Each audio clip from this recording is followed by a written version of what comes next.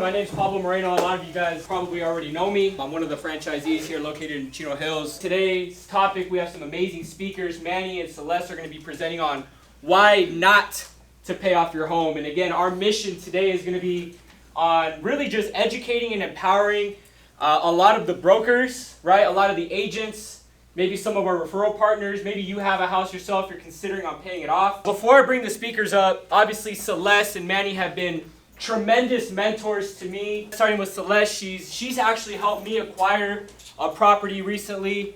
A dear friend of mine, an amazing mother, an amazing wife, business partner. Obviously, you guys know Manny as well. Manny's the type of person, you know, that if you call, he's going to be there. And at least for me, when I first got into the industry and I was bouncing around, you know, I was looking for somebody that I could really emulate. And when I came over here, I met Celeste, I met Manny, I met a lot of the other brokers. Everything was just in line. And I like to do business with people that I'm in line with. Can we please give a warm TFA welcome to Celeste and Manny? What Pablo was talking about is absolutely correct. Our mission statement is to educate and empower. If I were to randomly ask somebody about their 401k, how many of you guys would be shocked to know that they have no clue? Like they're putting $300-400 a month into this bad boy, and they have no clue what's going on. Some of us take our summer vacations more seriously than we do our own financial plan. But yet, if we took our financial portfolios a little bit more seriously, we could take a lot more vacations. Wouldn't you guys agree? Like if I could show you guys how to retire 5 to 7 years earlier than you first thought you were going to, would you guys be paying attention right now? So the presentation piece that I'm about to share with you today is just one of those factors in creating a better financial lifestyle for yourself. How many of you guys have children in here by a show of hands and want to admit it? All of our children should be, they've said that 67% of millionaires today are self-made. Did you guys know that? I grew up like poor to middle class. My shoes were falling apart. Payless was an everyday lifestyle for me, okay? And growing up, I always thought the people on top of the hill were either white or privileged, like they inherited some money. But I never knew that the average millionaire, the one that's the 67%er, they actually created their wealth by themselves. That shocked me to even hear. But did you also know that children that inherit the money, they end up spending it down. They blow it. So would you guys say that education is pretty important in that? I mean, are we just giving our kids money and inheritance and things like that and then expecting them to go out and fish? We have to get real serious about that. So I want to sit you up straight first and foremost and ask you guys these various questions because it's very serious. When I initially got into this industry, I had maybe $1,200 in my checking account. I had a job. Job stands for what? Just over broke. They pay you just enough to get by, right? I had all these dreams and aspirations. I rented an apartment, but I had gotten some good advice from a good friend of mine. I bought 2 4-unit properties when I was 25 years old. So when I initially got into the industry, I already had some property, but I always thought that, man, I wanted to make my paycheck a playcheck at some point in time. So I took it very seriously. So owning property is pretty serious. I know that amongst you guys, there's half of you guys in the room that own pieces of property right now. The other half are aspiring to do that. But like I said, it may make sense and it may not make sense. So when I got into the industry, I had no financial knowledge whatsoever. But as I get into the information, what I learned along the path was really important in creating wealth long term. Here's a quote that I learned a long time ago. I've never seen someone go broke by saving too much money. Is that not facts right there? I've never seen somebody go broke by saving too much money. There's some dynamic about saving money that's important. When you have an extra couple $1,000s in your pocket and you're floating around with some cash inside of it, you feel a little bit more empowered. The same thing applies with your bank accounts as well as the various forms of savings that you have, including some of us equity inside of our house. We really believe we can punch a hole in the wall and grab equity from our house. You cannot. The bank dictates that. We're going to get into that in a second. Secondarily, I want to talk to you about compound interest. Here's what Albert Einstein said. Compound interest is the 8th wonder of the world and mankind's greatest invention for the amassing of wealth. Is that not true or what? Compound interest can either work for you or against you. Compound interest is important. If I get a 1% rate of return at my local bank, is that better or worse than getting a 5% rate of return? Worse. But yet every single day, or every single paycheck I should say, we put it into our bank acting as if that is God sent. So it could either work for you or against you. Here's what I mean. $950 billion today, right now, is what credit card debt is at in the United States. $950 billion. It was a little over 820 billion in 2008. Hint, hint. 1.7 trillion with a T. 1.7 trillion of educational debt out there right now, currently. College is great for education. You hear a lot of professors, because I was there, a lot of professors talking about business, but they weren't doing business. They were educated. Isn't that funny? Seems a little bit incongruent to me. But yet, our educational debt is at 1.7 trillion. Did you know that 1 trillion of it is in forbearance right now, today? 1 trillion. Is there a problem going on right now? Big time, big time. Those of you that have clients that are doctors and attorneys and dentists, they had to get educated for that, didn't they? They have massive educational debt. I see it. When you guys go do their loans, Celeste, when you guys go do their loans, you see it all over their credit, don't they? They're in forbearance. 1 trillion in forbearance. When I talk about compound interest, you know that the average interest rate is 3.7% on this education debt. If they're getting 1 at their local bank, they're not even getting 1. But if they're getting 1 at their local bank, how is that even going to kick that at some point in time? Did you also know that in 3 months the forbearance is done? These are big facts. And rates are skyrocketing to now 4.8%, 4.9%.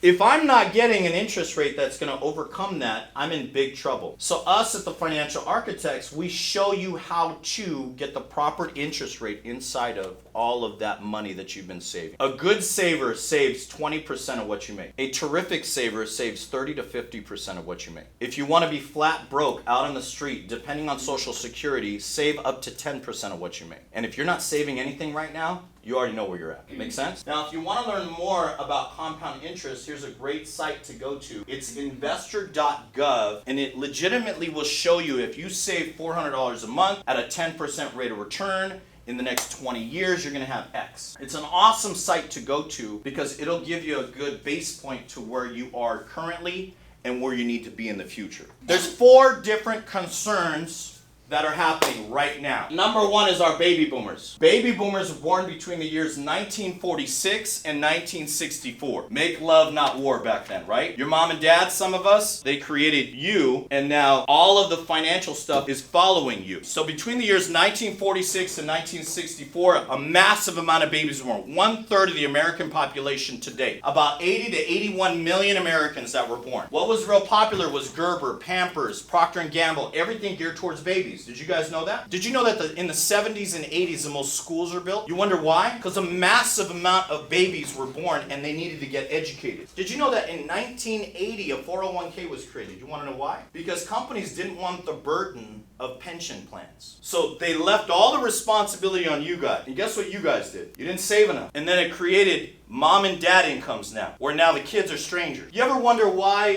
what was it, the Challenger and the Mustang was recreated? They couldn't afford it at that time, but now they can afford it and they got money. So guess what? Guess what they did? The car industry's smart. They go, man, we got to recreate this vehicle. And now the baby boomers went and bought all the vehicles, and then they started talking to their kids about it, and then the kids bought it. It's intelligent marketing. I mean, 54% of property that's owned in the United States is owned by, guess who? Baby boomers. If I'm a real estate agent or even a lender coupling with some realtors, I'm probably talking about downsize. Bob, Mary Smith, you're 70 and 67 years old. Do you really want to run up and down stairs nowadays? Let's downsize a little bit. Now meeting their maker in the next 20 and 30 years, what goes up? Real estate is now inherited and supply and demand is pretty aggressive, yes? Because supply is massive and demand is lower. Secondary thing to be concerned about, the rising healthcare costs. In 2019, we were up 4.3%. That's just natural. It keeps going up and up and up. Now 2020, there was a pandemic, obviously. It was up 9.7%.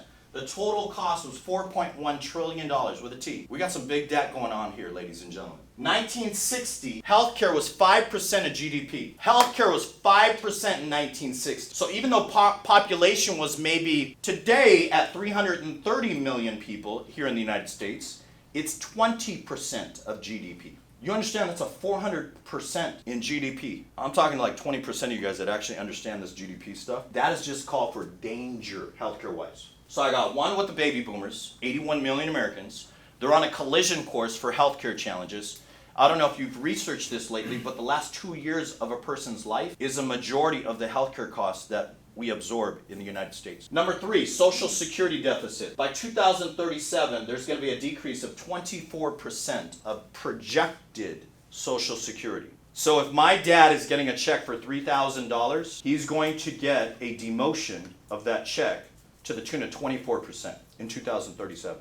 These are facts. And then lastly, which is the most concerning, our U.S. debt. It's at 30 trillion with a T. If you go to debtclock.org, it's the actual real-time debt that the United States is in. When Obama took office, it was 8 trillion. Today, it's at 30 trillion. From 2008 to 2022, 30 trillion. That's a gain of $22 trillion. So with all four of those facts, would that give you the impression that taxes are rising a little bit or a lot? So why again do a lot of you guys put into your 401ks that tax you later? I'm just wondering. If you don't have a financial plan, you're going to be part of somebody else's financial plan. There's an acronym that we talk about quite often here, and that acronym is called LITR. L-I-T-R. L stands for liquidity, I stands for interest rate, T stands for taxation or tax deductions, and R, which is the biggest one in my opinion, is risk. I'd like to bring up Celeste. She is the #1 lender that I've ever done business with. I've done business with a ton of different lenders, okay? Been there, done that, seen the movie, got the t-shirt, rented the video. When I talk to you about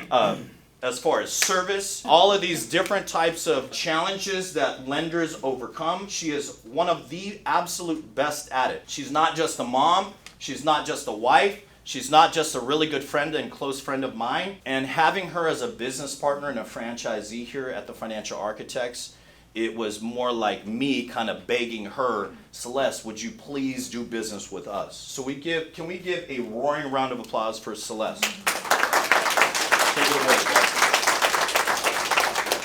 But I wanted to give you a little bit of my story so you understand where I come from and where I've been and my plans for the future. I started in the industry, in the mortgage industry in 1995, so a very long time ago. And since then, I mean, I was very young. I was 19 years old, so I just kind of fell into the industry.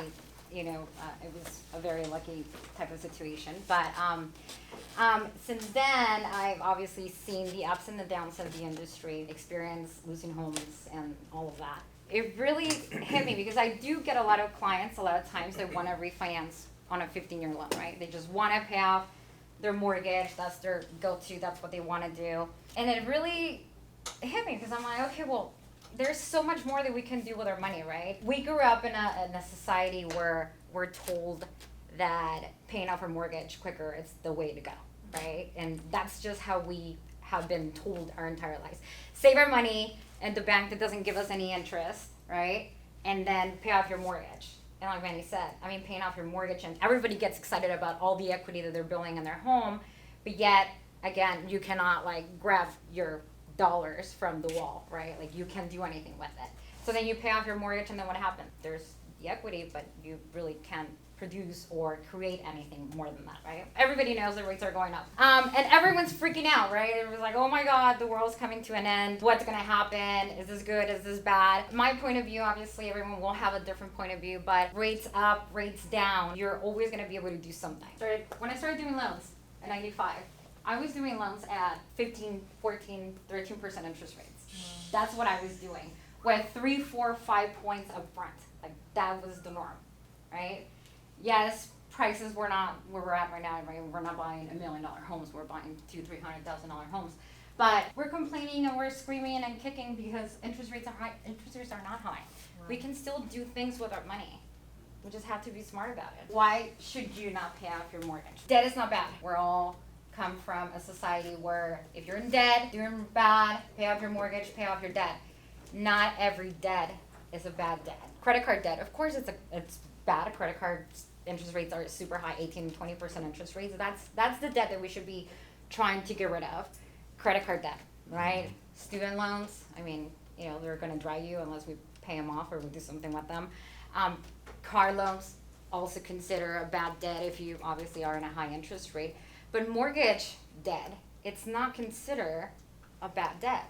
It's actually considered a good debt if you know how to manage that good debt. Good debt benefits you, obviously, from establishing good credit history, et cetera, et cetera. So mortgage leads to equity. You need a place to live. Buying a property, it's a wise investment. You might as well build your own equity by buying a property than building your landlord's equity, right? And then using that cash flow as well. If you use your property and buy investment properties with that equity, you can definitely get future income. And right here, the whole goal is obviously to focus on what the future is going to be like, right? So what can we do now to live a better future? Time is on our side. Inflation reduces your dollar's purchasing power over time. With a mortgage, you borrow from the bank today and you pay it with future dollars. The magic of arbitrage. The magic of arbitrage basically is you grab your money, right? You invest it in something else, and then that money is gonna pay you a return of investment, which is gonna pay your good dad, but now you have another investment. So you're creating wealth. So this is all about creating your future wealth. Don't be afraid to maintain debt in order to increase your investment potential. Always afraid of what if, forget about the what ifs, just go for it. Seriously. Here's your example of 15 over 30 years, right? We're talking about people always wanting to pay off their home quicker. Let's do a 15-year loan. This is based off of a $500,000 loan. 15-year, 30-year. There's a $974 difference. Your job, right, is to talk to your clients or even for yourself and know that this $974 can be making you a lot more money. What are you gonna suggest? If you're in the industry, if you're a realtor, if you're a lender, or any other industry, your job is obviously not to just do the loan, close the transaction, and move on. When I close a transaction, I always tell them, like, I'm not done with our relationship. Like, I am forever your go-to person when it comes to anything financial. This is the same website that Manny talked about. I love this because if you punch in your numbers and then you show your client, if you for the next 30 years, okay, you client of you're 30 years old, you just bought your house and you want a 15-year loan. Let me show you what can happen if you do a 30, right? You're saving $974. You put in a compound interest. This is the compound interest calculator. And over the next 30 years, your $974 will make you $1.3 million. So you're 30 now. When you're 60, before you reach 65 and you have to retire, you'll have 1.3 million. Oh, and by the way, your house will be paid in full too. But if they would have gone with a 15-year, they would have been done in 15 years. Their money would be like, yeah, yeah, exactly. So this one's really cool to use. I mean, for yourself, for your clients. Financial wealth doesn't come from paying off your home. That's like the one thing that I want you to get out of this. Again, it's not for everyone, but for you younger generation, I love that there's so many young people here because if I would have known this when I was your age, I would have done things so differently. And yes, my husband and I, thank God, we're doing well, we're doing good, we have an amazing life, but I can only imagine how much better it would be, right, if I would have started at that age. So, and then you talk about interest. Don't worry about interest rates going up. 5%. This is all based off of a 5% interest rate, the loan that I showed you guys, with an 8% return. So remember talking about arbitrage. Arbitrage in this example would have been your 5% that you're paying on your good debt for your mortgage and your 8% return, which obviously your 8% is paying for your 5 already, so you're not even paying it. It's your compound interest. And then you're creating 3% of wealth for the future. Thank you. Let's go through the acronym just a little bit more. L is for liquidity, right? Is your property truly liquid, cash-wise? One of the biggest acronyms that's not there, or letter acronyms I should say, is O, which is opportunity. If you have no cash, like if you're stacking away your cash, that $900 a month, every single month, and now you have 60 racks in your checking account, even in the checking account, or in a mutual fund, or in your life insurance policy, and you could tap into a portion of that 60 racks for an opportunity purchase, what is that costing you inside of a 15-year mortgage? I have clients all the time that tell me, oh, I put an extra $300 a month into my mortgage. That's the dumbest thing you can do. It's risky, big time. Anytime you want your money back, the bank is gonna charge you an interest rate on your own money back. Those of you guys that have a strong CPA or a tax advisor, they'll be the first one to tell you not to pay off your home. What's one of the biggest deductions that you can get? The interest in your home. Even nowadays that they capped it. So you get a tax deduction, you have excess cash left over, and the interest rate that I'm about to go back to, she's talking about a 15-year mortgage at current rates at $3,500, not 6 months ago. That's $3,551 on a 15-year. As opposed to a 30-year at $2,577. Total cost is what people normally think about. The potential client's like, well, I'm paying an extra almost, $250,000 in cost long term. They're not taking into consideration the tax deduction And of course, the opportunity cost is what I call it, okay? But the biggest one, the closer, is the R, risk. You want to do some research? Go into Google and punch in Hurricane Katrina. I wonder what happened to the guys that paid off their home. Are you happy that you played with risk and you tried to buy down that interest rate? It's the cheapest money you'll borrow, and at the same time it keeps you equity driven, like true equity in your pocket. This is also at an 8% return. We're talking about a hypothetical 8% return, which is a moderate type of portfolio. It's not something that's going to yield a 12% rate of return, or you go even heavy aggressive. So if you don't want to do that, no problem. When I normally sell something to a client, I sell a 15-year or 30-year. I got hot wings, I got chicken, I got salmon. My menu is large. So what Celeste talked about was she owns a real estate, she has her lending company, but at the same time, she does full service financial planning now. So when they come into the front door, they go, hey, we're a financial architect. We can help you with your insurance, your retirement plans, 401k rollovers. We got it all. So when she has that opportunity, now she can help the client full circle. And if her CRM is strong, because I know there's a lot of salespeople in here, that CRM keeps spitting out more and more referrals.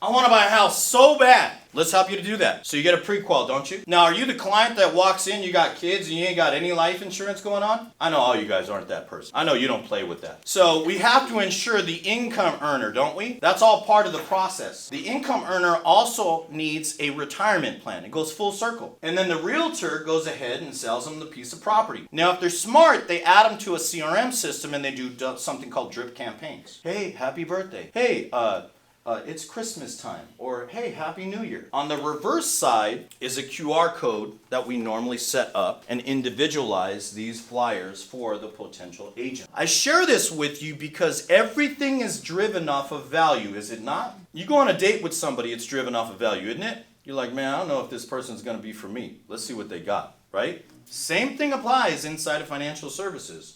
It's got to be a value-driven proposition. So when you have value driven across the kitchen table, now that value is going to help them to make smarter decisions. So when I have my menu in front of me, it's super easy to go through the menu. If you go to the front part of this, these are just some of the multi-billion-dollar companies that we do business with. Ever heard of a small company called Prudential? How about Pacific Life, Fidelity and Guarantee, AIG? We ain't playing around. I think AIG's checked us out before the regular guy has. So we're kind of like the Foot Locker of financial services. You walk into Foot Locker, you got Nike, you got Reebok, you got Adidas, you got all the options possible.